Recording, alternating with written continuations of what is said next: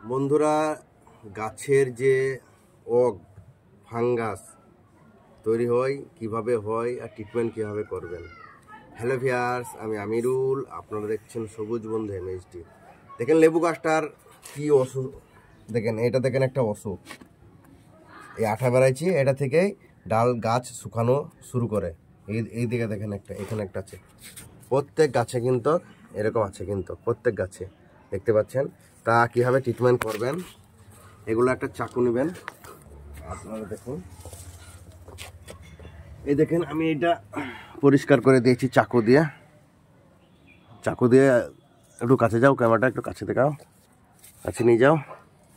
দেখতে পাচ্ছেন আপনারা, এটা আমি ছিলে দিয়েছি। তাহলে আরেকটা দেখেন, আম গাছটা দেখাচ্ছি, এখানে আসুন। দেখেন, যতদূর আপনার শুকনো থাকবে সেই শুকনোটাই হলো একটা পচন। এই শুকনো যতদূর থাকবে আপনাদেরকে পুরো ছালটা তুলে ফেলতে হবে, পরিষ্কার করে দিতে হবে পুরো।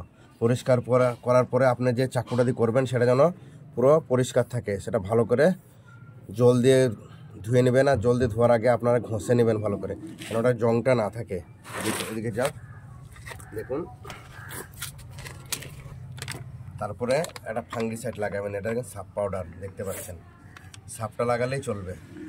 আর যদি আপনি এর থেকে উন্নত প্রজাতি যদি ফাঙ্গিসাইড লাগাতে পারেন খুব ভালো, কিন্তু সাপ পাউডারটা কাজ হয়। দেখেন আমি নিয়েছি, এখানে হালকা জল দিব। জল দেওয়ার পরে একটা ব্রাশ দিয়ে এটা আমি পুরো গাঢ় করে মিক্স করে নিচ্ছি। আর গাঢ় করে মিক্স করার পরে দেখতে পাচ্ছেন আমার ট্রিটমেন্টটা শুরু।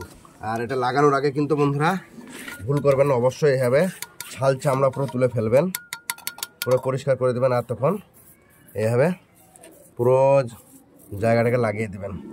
মায়া করলে হবে না যে গাছটা আমি কাটছি মরে যাবে, মরবে না, আপনি না কাটলেই মরবে। আর আপনি যদি এভাবে কেটে দেন, যদি এভাবে লাগাতে পারেন ফাঙ্গিসাইডটা গাঢ় করে, তাহলে দেখবেন আপনার গাছটা সুস্থ হয়ে উঠছে আস্তে আস্তে, কিন্তু সময় লাগবে। দেখেন আমার এই গাছটা মরার মতো হয়ে যাচ্ছিল, আমি খেয়াল করিনি এতদিন।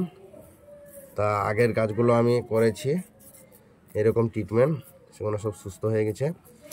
তা আমি লেবু গাছগুলোও করব সব, আরও অনেক কটা গাছে আমার এরকম আছে দেখতে পাচ্ছেন। আমি সব জায়গায় ফাঙ্গিসাইড এভাবে লাগিয়ে দেবো, আমার গাছটা যাতে সুস্থ হয়ে ওঠে।